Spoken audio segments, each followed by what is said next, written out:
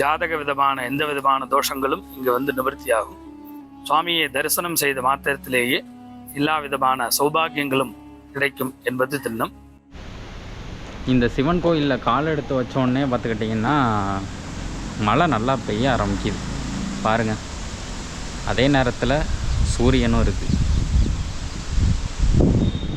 இந்த பரிகாரம் பண்ணுறதுனால கல்யாணம் ஆகாத குழந்தைகளுக்கு கல்யாணம் ஆகும், குழந்தை இல்லாதவாளுக்கு குழந்தை உண்டாகும். நமக்கு என்னென்ன கஷ்டங்கள்லாம் இருக்கோ அந்த கஷ்டங்கள்லாம் நிவர்த்தி பண்ணணும்னா இங்கே சுவாமி அம்பாளுக்கு சகஸ்ரநாம அர்ச்சனை, சுவாமிக்கு பஞ்சமுக அர்ச்சனை, இது மாதிரிலாம் பண்ணி சந்திரனை சேகரம் செய்து கொண்டதால் சந்திரசேகரபுரம், சந்திரசேகரர் என்ற இந்த ஊருடைய பேரானது ஏற்பட்டது. இந்த கேத்திரத்துக்கு வந்தாக்க எல்லா காரியங்களும் சக்ஸஸ் ஆகும். கல்விக்கு, கல்யாணத்துக்கு, மன சங்கடங்கள், மன சஞ்சலங்கள்.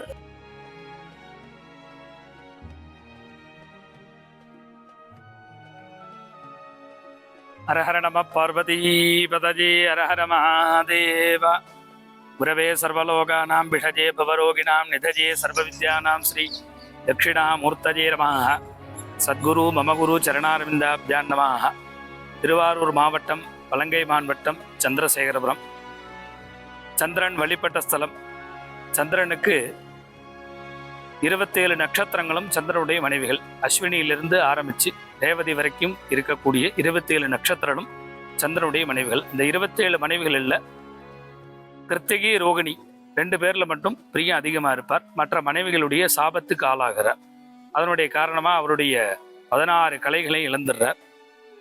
இழந்ததன் காரணமாக அவருக்கு என்ன ஆகுதுன்னா உடம்பு ஃபுல்லாக குஷ்டரோகம். பூலோகத்தில் போய் எண்ணிலடங்கா ஸ்தலங்கள் வழிபட்டு தான் தன்னுடைய சாப விமோச்சனம் பெற வேண்டும் என்று எம்பெருமானுடைய வாக்கு. அதன் காரணமாக பூலோகத்தில் தரிசனம் செய்து கொண்டிருக்கிறார். அப்பொழுது எண்ணிலடங்கா ஸ்தலங்கள் தரிசனம் செய்து கொண்டு வந்திருக்கும் பொழுது பூலோகத்திலே மந்தார வனம் என்று சொல்லக்கூடிய இந்த க்ஷேத்திரத்தில் வழிபாடு செய்கிறார். அப்பொழுது சுவாமியை பார்த்த ஒரு பரவசத்தில் தெற்கு நோக்கி நின்று வழிபாடு பண்ணுகிறார். செய்யும் பொழுது கிருத்திகை மற்றும் ரோகிணி இருவருடன் சேர்ந்து 3 பேருமாக தெற்கு நோக்கி நின்று வழிபாடு செய்யும் பொழுது அப்பொழுது அவருக்கு தெற்கு நோக்கி நின்று வழிபாடு செய்கிறோம் என்ற ஒரு ஐயப்பாடு ஏற்பட சுவாமியை அவரிடம் நீ கவலைப்படாதே என்று சொல்லி அவரை சேகரம் செய்து கொள்வார்.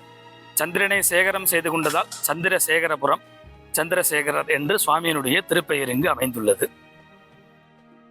மற்றும் இந்த ஸ்தலமானது கோட்செங்கோட்சோழனால் திருப்பணி செய்யப்பட்டுள்ளது என்று ஒரு கல்வெட்டும் உள்ளது.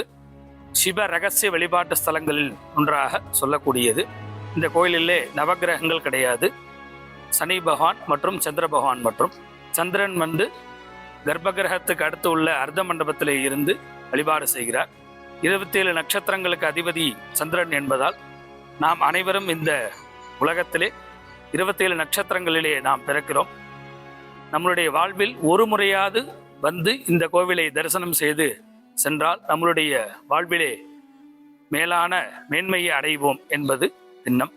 அது சமயம் பக்த கோடிகளும் அனைவரும் ஆலயத்திற்கு வந்திருந்து எம்பெருமானை தரிசித்து வாழ்விலே எண்ணிலடங்கா செல்வங்கள் பெற்று எல்லாம் வல்ல சந்திரசேகர பெருமானுடைய பரிபூர்ணமான திருவருளுக்கு பாத்திரமாகும்படி கேட்டுக்கொள்கிறோம்.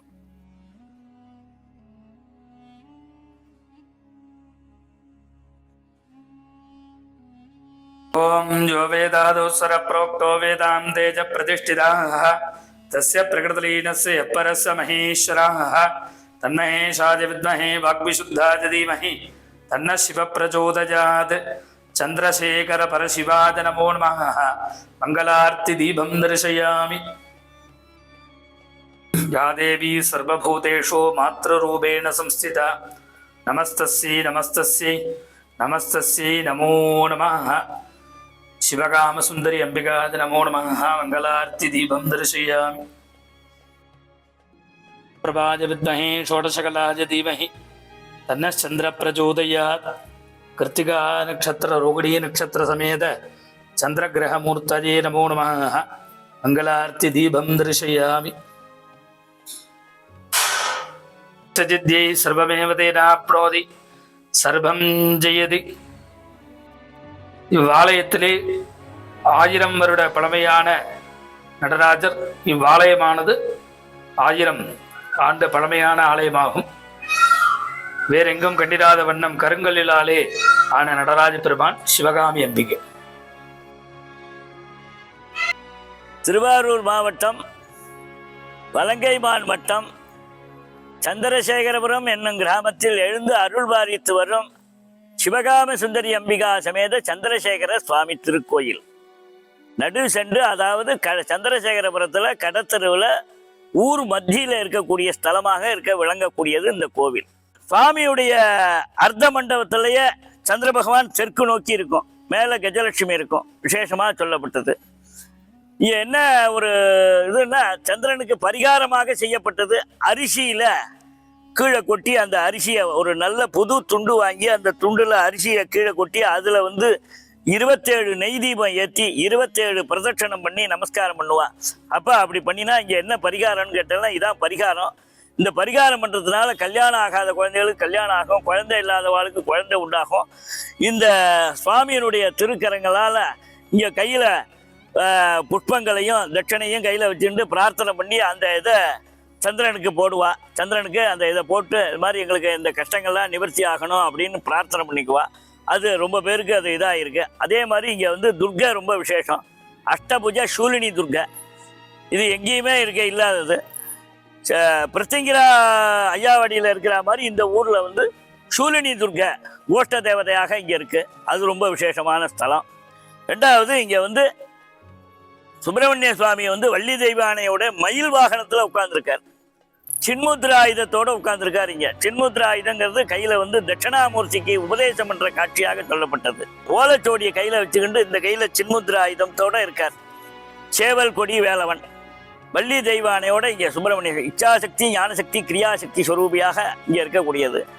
பக்தா அனுகிரகதாசினி நமஹா பக்தாபீஷ்ட பரப்பிரதாதி நமஹா அப்படின்னு சொல்லி பக்தனுக்கு அருளியக்கூடியது. சந்திரன் இந்த ஊரில் வரும்பொழுது முழு முதற் கடவுளாக இருக்கக்கூடிய விநாயக பெருமானை தரிசனம் பண்ணாமல் போனால் இது நமக்கு எந்த காரியமும் சக்ஸஸ் ஆகாது. அப்படிங்கிறதுனால தான் இந்த விநாயகருக்கு பேர் சங்கடகர சுந்தர ராஜ கணபதினு பேர் இங்கே உள்ள பிள்ளையாருக்கு.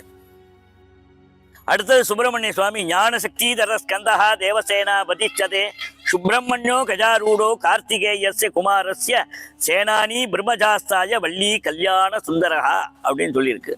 சுப்பிரமணிய சுவாமி இங்கே ஞானத்தை கொடுக்கக்கூடியவர். நமக்கு தட்சிணாமூர்த்தியை நாம் வியாழக்கிழமையில் இந்த சுப்பிரமணிய சுவாமிக்கு சத்ருசம்ஹார அர்ச்சனை பண்ணி இந்த சுப்பிரமணிய சுவாமியை வணங்கினால் நமக்கு எந்த விதமான சத்ருபாதங்கள்லாம் நிவர்த்தி பண்ணக்கூடியவர் இந்த முருகப்பெருமான். ஒன்று. ரெண்டாவது, இந்த சுப்பிரமணிய சுவாமி 6 முகம் கிடையாது, ஒரு முகத்தோடு தான் இருக்குது. ரொம்ப பார்க்குறதுக்கு மயில் வாகனத்தில் உட்கார்ந்துருக்கிறது ஒரு முகத்தோட 4 கைகளோட இங்கே இருக்கிறது. ஞானத்தை கொடுக்கக்கூடியதுனால ஞானசக்தி தர ஸ்கந்தஹா அப்படின்னு சொல்லியிருக்கு. சுப்பிரமணியர் ரொம்ப விசேஷமான க்ஷேத்திரம். அடுத்தபடியாக துர்கை சூலினி துர்கை 8 கையோட இங்கே துர்கை ரொம்ப விசேஷமானது. அதே மாதிரி இங்கே உள்ளே வந்தோம்னாக்க நவகிரகம் கிடையாது இந்த கோயிலில். இல்லை, சனி பகவான் தான் ரொம்ப விசேஷம். இல்லை, இங்கே இருக்கக்கூடியது அர்த்த மண்டபத்தில் சந்திரன் இருக்குது, அதுதான் விசேஷம். சுவாமி அம்பாளுக்கு எல்லாமே செய்யலாம். சந்திரனுக்கு குணுகு சட்டம் சாத்தி அபிஷேகம் பண்ணுவோம், அவ்வளவுதான் இங்கே விசேஷமான க்ஷேத்திரங்கிறதுக்கு.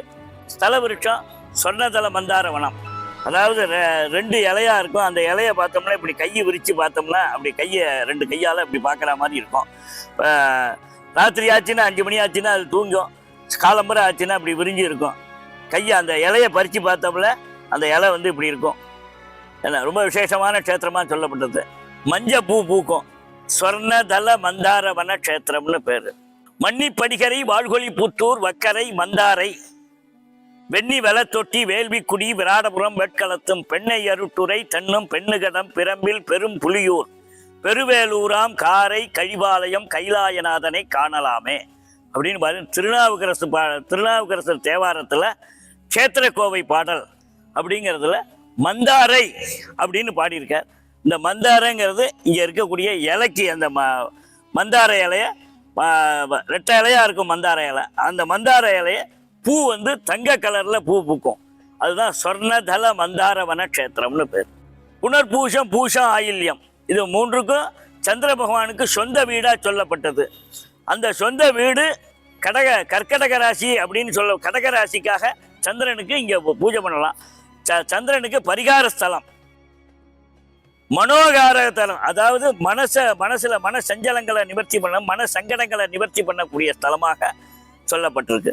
தனதானியங்கள் நமக்கு வந்து என்னென்ன கஷ்டங்கள்லாம் இருக்கோ அந்த கஷ்டங்கள்லாம் நிவர்த்தி பண்ணணும்னா இங்கே சுவாமி அம்பாளுக்கு சகசரநாம அர்ச்சனை, சுவாமிக்கு பஞ்சமுக அர்ச்சனை, இது மாதிரிலாம் பண்ணி நடராஜா வந்து கருங்கல்லில் நடராஜா, அதாவது மூலஸ்தானம் எந்த கோயிலையுமே நடராஜா வந்து கருங்கல்லில் பார்க்க முடியாது.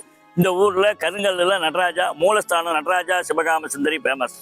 பதஞ்சலி வியாக்கிர பாதகரோட ரொம்ப விசேஷமான க்ஷேத்திரமாக சொல்லப்பட்டிச்சு. சக்தி இல்லாமல் சிவம் இல்லை அப்படின்னு சொல்லுவாங்க. அது மாதிரி இங்கே வந்து சிவபெருமானுக்கு என்ன நாம் செய்கிறோமோ அதில் கால் பாகம் அந்த மனோன்மணி அம்பாளுக்கு செய்யணும். மனோன்மணி அம்பாளுக்கு செஞ்சோம்னா நமக்கு மன தத்துவங்கள், மன குரோதங்கள், மன சஞ்சலங்கள் இதெல்லாம் நிவர்த்தி பண்ணக்கூடியது மனோன்மணி அம்பாள். விசேஷமான க்ஷேத்திரம். இந்த க்ஷேத்திரத்துக்கு வந்தாக்க எல்லா காரியங்களும் சக்ஸஸ் ஆகும். கல்விக்கு, கல்யாணத்துக்கு, மன சங்கடங்கள், மன சஞ்சலங்கள், ஜாதக ரீதியாக லக்னத்திலேருந்து எத்தனாம் இடத்துல எண்ணி வரும்போது சந்திர பகவான் எங்கே இருக்கார், சந்திரனுக்கு தோஷங்கள் ஏற்படக்கூடியது. ரெண்டாவது வளர்பற தேய்பற ஏற்பட்டதுக்கு காரணம் இந்த ஊர் தான். வளர்பற தேய்பற ஏற்படுறதுக்கு இதை சந்திரனை வந்து நமக்கு வளர்பறை பார்க்க முடியல அப்படின்னு நம்ம நினச்சோம்னாக்க இந்த கோயிலில் வந்து வளர்பறை அன்னைக்கு நாம் வளர்பறையில் சந்திரன் அமாவாசை கழித்து 3ஆம் நாள் அல்லது பௌர்ணமி அன்னைக்கு இங்கே வந்து சுவாமியை தரிசனம் பண்ணினோம்னா இந்த வருஷம் பூரா நம்ம சந்திரனை பார்த்து நமக்கு தரிசனம் பிராப்தி நமக்கு கிடைச்சதா ஒரு பலன். இங்கே மனோ தத்துவகாரங்கள் அப்படின்னு சொல்லப்பட்டது. இந்த கோயிலுக்குள்ளே வந்துட்டால சிவ ரகசிய வழிபாட்டு ஸ்தலம்னு சொல்லுவாள். நேரடியாக சிவனை எல்லா கோயிலையும் போனோம்னா நேரடியாக கிழக்கு பார்த்து தான் இங்கே சுவாமி இருக்கார். ஆனால் கிழக்க வாசப்படி கிடையாது, மேற்க தான் வாசப்படி. இந்த மேற்க வாசப்படி இருக்கிறதுங்கிறதுக்கு காரணம் என்னன்னு கேட்டிங்கனாக்கா இங்கே வந்து அதாவது எப்போதுமே வந்து ஒரு கோயிலுக்கு போகும்போது ராஜாவை பார்க்கும்போது பின்பக்கமாக போய் முன்னாடியாக தான் அப்படி தான் போய் பார்ப்போம், ஓரமாக நின்று தான் பார்க்கணும். அது மாதிரி தான் இங்கேயும் ராஜாவை பார்க்குற மாதிரி சுவாமியினுடைய இது மேற்கு துவாரத்து வழியாக தான் நம்ம உள்ளே போகணும். கிழக்கு வாசப்படி உள்ளே போகிறதுக்கு வழி இல்லை. கிழக்கு வாசப்படி இல்லைங்கிறதுனால மேற்கு துவாரம் தான் நமக்கு வந்து ஆதியிலேருந்தே இருந்திருக்கு. இதே மாதிரி இந்த ஊர்லேருந்து வெளியில் பாலக்காட்டுக்கு பக்கத்தில் சந்திரசேகரபுரம்னு இன்னொரு கிராமம் ஒன்று இருக்குது. இங்கேருந்து போனவா தான் வாழலாம், பழைக்கிறதுக்கு போனவா. இங்கேருந்து எப்படின்னா இந்த கோவில் கோபுரத்தினுடைய கலசம் இருக்க, அந்த கலசத்தில் கும்பகோணத்துக்கு அருகாமையில் உள்ள சந்திரசேகரபுரம் என்னும் கிராமத்திலேருந்து இங்கெல்லாம் நாங்கள் வந்து பழைக்க வந்த இடம் தான். இந்த ஊருக்கு பேர் சந்திரசேகரபுரம் அப்படின்னு. பாலக்காடுக்கு பக்கத்தில், கேரளாவுக்கு பக்கத்தில் இதே மாதிரி சந்திரசேகரபுரம்னு ஒரு ஊர் இருக்குது. அந்த ஊரில் கோபுரத்துலேயே எழுதி வச்சுருக்கா இது மாதிரி சந்திரசேகரபுரம் அப்படின்னு ஒரு இது இருக்குது அப்படின்னு இதாகிருக்கு. இது ஒரு சாட்சி. அங்கேருந்து வந்து இங்கே வந்து தரிசனம் பண்ணிட்டு போயிருக்காங்க. ரெண்டாவது இந்த கோவிலில் அபிஷேக அர்ச்சனை சாமான்கள் எல்லாமே இங்கே வந்து சுவாமிக்கு நாம் எல்லாம் பண்ணினா நமக்கு எல்லா தத்துவங்களையும் நமக்கு கொடுக்கக்கூடியவர் சுவாமி. சுவாமி இல்லைன்னா இந்த காரியங்கள் எந்த காரியம். தங்களுடைய நாமதேயம் என்னுடைய நாமதேயமாக இருக்கணும், கிராமத்தினுடைய நாமதேயம் என்னுடைய நாமதேயமாக இருக்கணும்னு வரம் கேட்டார். அதனால தான் சுவாமிக்கு சந்திரசேகரன் அப்படின்னு, சுவாமிக்கு சந்திரசேகரன் அப்படின்னு சுவாமி பேர். அம்பாள் பேர் சிவகாம சுந்தரி. இந்த கிராமத்துக்கு பேர் சந்திரசேகரபுரம் அப்படின்னு காட்டினதுக்கு காரணம் அதுதான். வான்முகில் வழாது பொய்க மலிவலம் சுரக்க மன்னன் கோன்முறை அரசு செய்க குறைவிலாத உயிர்கள் வாழ்க நான்மறை அறங்கள் ஓங்க நற்றவம் வேள்வி மல்க மேன்மைகோள் சைவ நீதி விளங்குக உலகமெல்லாம் சைவ நீதி விளங்குக. நம பார்வதீபதையே அரஹர மகாதேவா.